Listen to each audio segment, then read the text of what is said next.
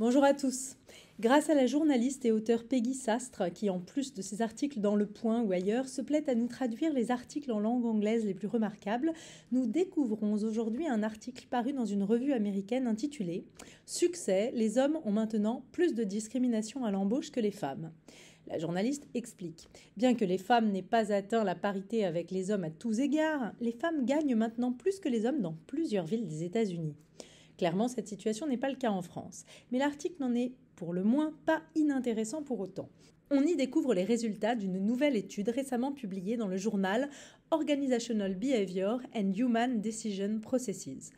Ces résultats agrègent en réalité 85 études différentes comprenant 361 645 candidatures à des emplois réels dans 26 pays au cours des 44 dernières années.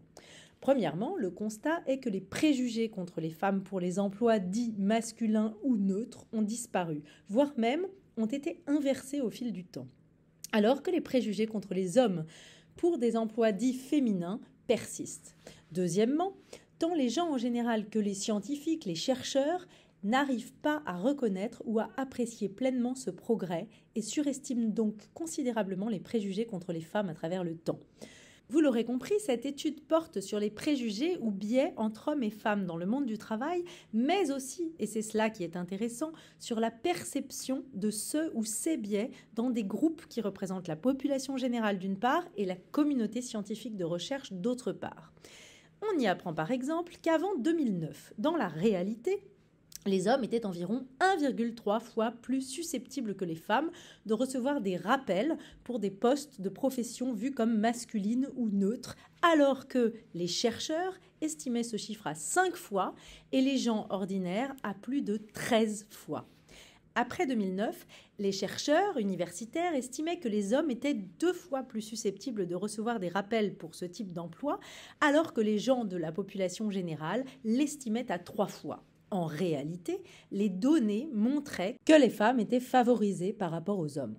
Alors, que devons-nous conclure ou faire ? Est-ce que nos sociétés libérales et démocrates continuent d'oppresser les femmes ? N'y a-t-il pas un risque que les jeunes hommes se sentent au contraire un peu écrasés par tant de féminisme militant, alors que le réel de 2023 contredit largement ces préjugés ? La réalité, c'est que nous avons gagné. Il n'y a plus de discrimination à l'endroit des femmes dans nos sociétés. Des différences salariales, oui. Des différences selon les postes, oui. Mais le féminisme, parce qu'il doit toujours exister, puisque rien n'est jamais acquis, ne doit plus se faire militant, radical ou conquérant. Il doit être un féminisme libéral et universaliste, un féminisme qui favorise une mixité entre hommes et femmes, une complémentarité, et pas une vie côte à côte, entre clans. Ne nous laissons pas avoir par les discours féministes qui cherchent à victimiser les femmes et accuser les hommes dans nos pays. Et s'il en est qui veulent défendre les femmes qui souffrent de manière systémique, ce n'est pas en France ou dans nos pays occidentaux qu'il faut le combattre.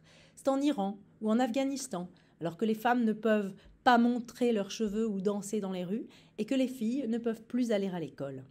Allez, mesdames et messieurs, bonne semaine à tous sur RCJ.